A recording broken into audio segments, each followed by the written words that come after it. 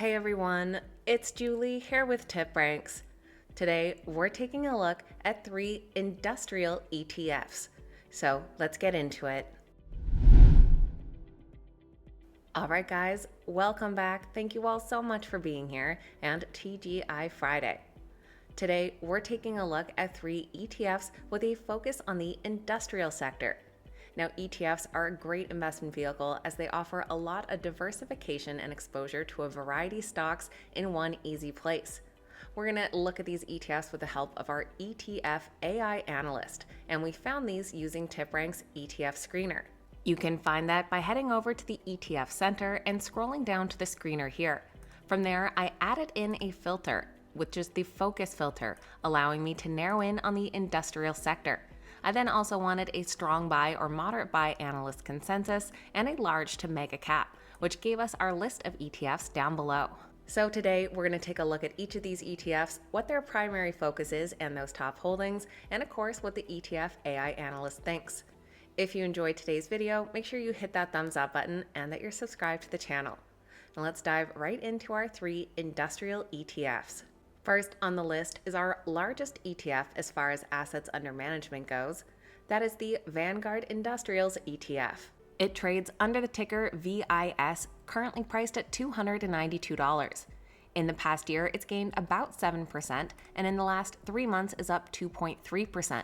They do have a low expense ratio at 0.09% and even pay a dividend. The most recent one was about 73 cents per share for a yield of 1.09%. This ETF looks to capitalize on the robust growth and innovation within the industrial sector. It stands as a compelling option for those looking to harness the full spectrum of opportunities within the industrial sector, and is composed of a diverse mix of established industry leaders and promising up-and-comers. The ETF not only aids in diversifying portfolios, but also positions investors to gain from cyclical economic trends and innovations that drive industrial progress. It is made up of 388 different holdings and has assets under management of $6.27 billion. The top 10 holdings make up 29% of the ETF, and in that top 10 are names like GE Aerospace, Caterpillar, RTX, Uber, GE Vernova, Eaton, Union Pacific, Boeing, Honeywell, and Automatic Data Processing. It is 100% weighted in the United States, and the industrial sector holds the top position at 89%, followed by technology at 9%.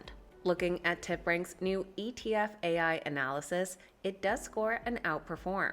Of course, it is highly concentrated in the industrial sector, which does increase some vulnerability, and some of their top holdings, like Honeywell and Union Pacific, have shown weak or negative year-to-date performance.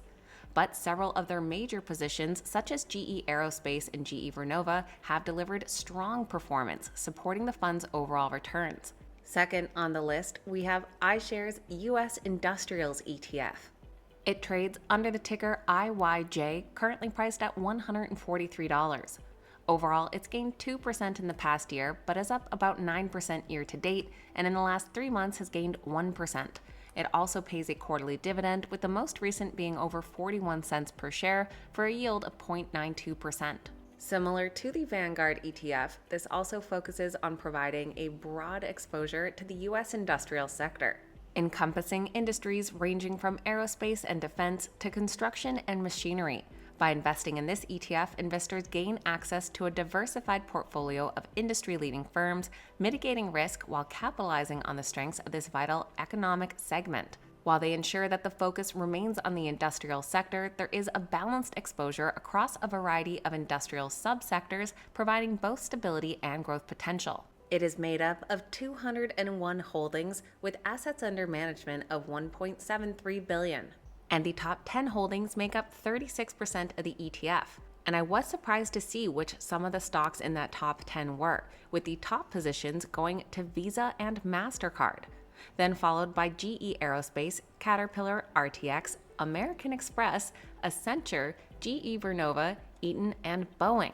This ETF is also 100% weighted in the United States, but industrials just makes up about 64%, then followed by financial at 20%, technology at 9.5%, and basic materials at 4%.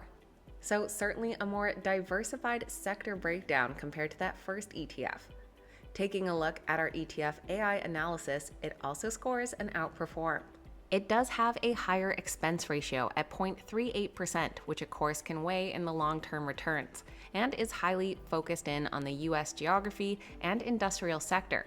But once again, some of those major holdings, such as GE Aerospace and Vernova, have had really strong year-to-date performance, and they're going to benefit from steady demand and growth in infrastructure and manufacturing.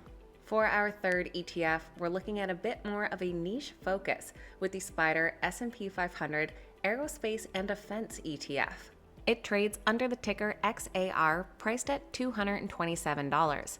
It's climbed 38% in this past year, and in the last 3 months is up 8.6%. Its expense ratio is 0.35% and does also pay a slight dividend, with the most recent being around 52 cents per share for a yield of 0.62%. As the name suggests, this ETF offers a strategic gateway into the robust and high-stakes world of aerospace and defense. It not only taps into the cyclical and strategic nature of its niche, but also provides an opportunity to participate in the broader trends shaping the future of global security and transportation technology. It includes firms that are pivotal suppliers to government defense projects, commercial airline producers, and emerging space exploration ventures, reflecting a balanced mix of established industry giants and agile innovators. It is made up of just 42 holdings, but does boast $4.82 billion in assets under management. And the top 10 holdings make up about 39% of the ETF. In those top 10, we have AeroVironment, Carpenter Technology, ATI, Rocket Labs USA, BWX Technology, Kratos Defense, Curtiss-Wright Corporation, Archer Aviation, Huntington Ingalls, and RTX. It is also 100% weighted in the United States and essentially 100% weighted in industrials. On the ETF AI analysis, it is just shy of an outperform rating and does come in with a neutral score. Of course, weighing on that negative score is the high sector concentration and limited geographic diversification similar to our other ETFs. But we have seen top holdings such as Rocket Lab USA and Kratos Defense have strong year-to-date performance, and the concentration in the aerospace and defense industry allows investors to target a specialized and growing market segment. So that is a quick look with 3 ETFs, all focused in on the industrial sector. Let me know your thoughts on these and which one catches your eye the most. I always appreciate hearing from you guys. Please keep in mind these videos are never a suggestion to buy or sell any specific stock or ETF, so please make sure you always do your own research and due diligence. Thanks so much for watching, have a great weekend, and I'll see you back here next time.